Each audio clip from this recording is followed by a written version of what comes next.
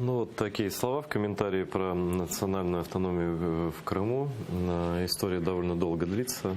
Впервые эти слова прозвучали конкретно про автономию в 2015 году, 18 мая, я помню, и сейчас у нас 18 год, это 3,5 года. Да? Вот как, наверное, не все в Украине понимают суть дела, но на самом деле много людей понимают. Я недавно опросывал довольно серьезно несколько тысяч людей. И 50% украинцев поддерживают создание национально-территориальной автономии крымских татар в Крыму в составе Украины. Кто-то сказал, что это немного, а я скажу, что это очень много, потому что вот президент говорил о поддержки реакции общества, да? Но вот подобная поддержка имеет два вопроса, это НАТО и ЕС, то есть это довольно серьезное дело, но может быть кто-то не понимает этой сути. Я хочу, чтобы ты в эфире сейчас рассказал от лица крымских татар, живущих в оккупации, для чего нужна наша национальная территориальная автономия в Крыму. Почему эту 10 главу Конституции нужно изменить и переформатировать, наконец, эту абстрактную, а точнее русскую, понятно к чему, приведшую республику автономную, именно в крымско-татарскую автономию в составе Украины. Об этом мы говорили не раз. Для крымских татар почему это важно?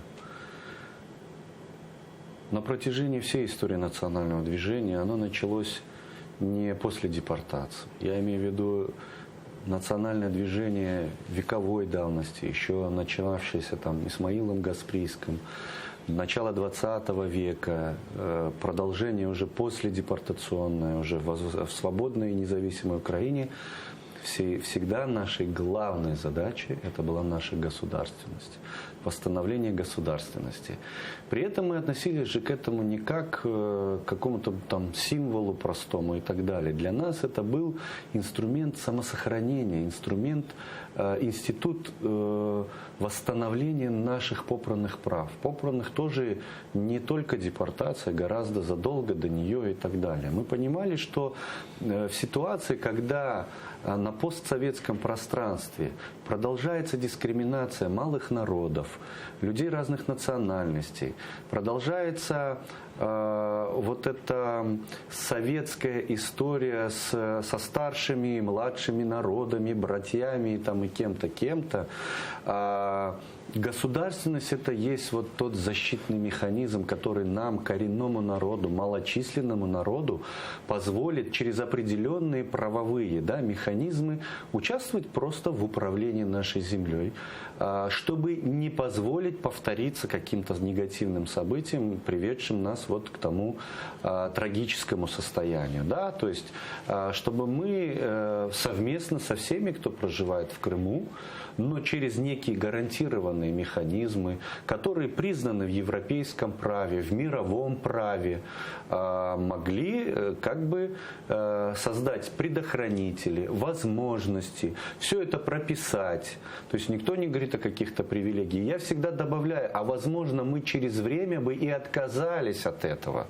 То есть когда бы мы научились цивилизованно сожительствовать со всеми остальными нациями там, или группами вместе, эти механизмы, возможно, отпадут. Но пока они необходимы, и мировая практика об этом говорит, да, что нужны для защиты малых народов. Ты говоришь как бы ситуации мирного времени. Да, как бы ты за 13-й год сейчас рассказываешь. Да, конечно. Сейчас да. Сегодня даже тот факт, что украинский парламент принял бы эти изменения, и понятно, что пока невозможно их реализовывать на территории Крымского полуострова, это бы было важным символическим шагом.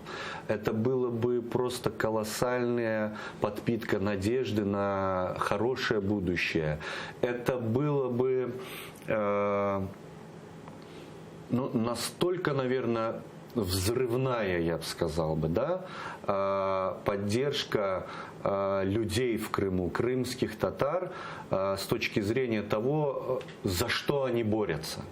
Потому что ситуация в Крыму сегодняшняя со всеми теми коррупционными, политическими, многими другими негативными вещами, она разочаровывает, охлаждает людей. разочаровывает, охлаждает, и все об этом знают, и вы, как журналисты, это очень тонко чувствуете, поэтому не хватает этого позитива. С другой стороны, Украина продемонстрировала бы всему международному сообществу, тем самым друзьям Украины, что она не просто где-то там плетется за передовыми в плане правовой, да, практики государствами, она резко выскочила в авангард этих государств. Потому что, если мы сегодня посмотрим, наиболее благополучными, наиболее такими позитивными в плане примера государствами европейскими, это как раз те, которые сумели урегулировать вот такие вопросы. В том числе и касательно жизни малых народов. Это те же скандинавские страны, да, Швейцария там, и многие-многие другие, где смогли найти решение в вопросах там, использования языков, развития культур, участие малых народов в управлении территориями их проживания. Да?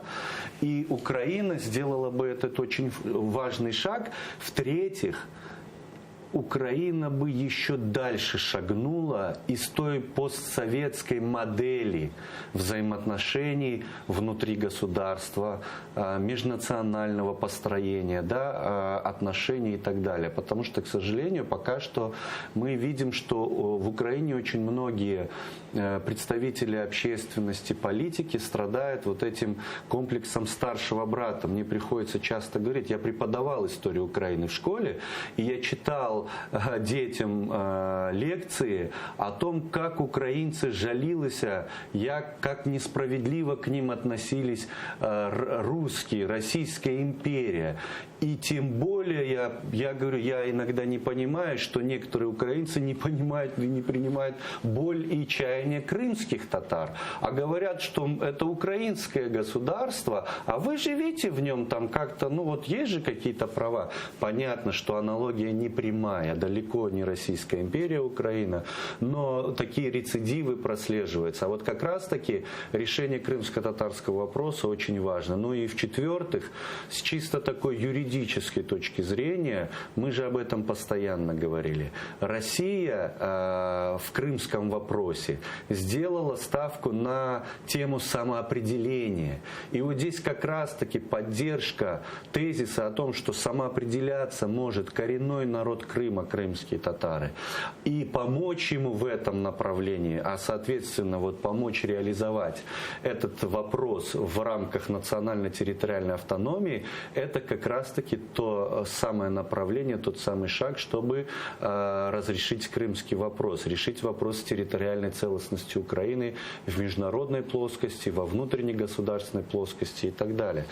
И международное сообщество, оно фактически поддержит Украину, это видно. Поддержит 100%. И знаешь, еще в каком плане? Вот недавно аж два источника, по-моему, замминистра оккупированных территорий, временной оккупированной, еще кто-то сказали, что они слышали, как Украине, на переговорах каких-то там как-то предлагали разменять Крым на Донбасс. Вот решение о том, что Украина защищает коренной свой народ, у которого нет другой родины, кроме Украины, оно бы поставило точку в любых потенциальных торгах, кто бы ни пришел к власти, в принципе, в любой перспективе. Это действительно так. Сегодня президент на мероприятии в честь юбилея Мустафы Джемилева в очередной раз заявил, что Крым не будет разменной монетой. Но мы знаем, что сегодня уже идет президентская кампания. И очень много вопросов. Да? А не хочется надеяться на политическую конъюнктуру. Хочется быть уверенным, по крайней мере, в таких глобальных вопросах касательно территории государства, его целостности. Хочется быть уверенным, что кто бы ни пришел, какие бы там он нюансы не внес во внутреннюю жизнь и внешнюю политику Украины, базовые вещи, ну а территориальная целостность это фундамент, да, любого государства, они все-таки были гарантированно сохранены. Еще знаешь, что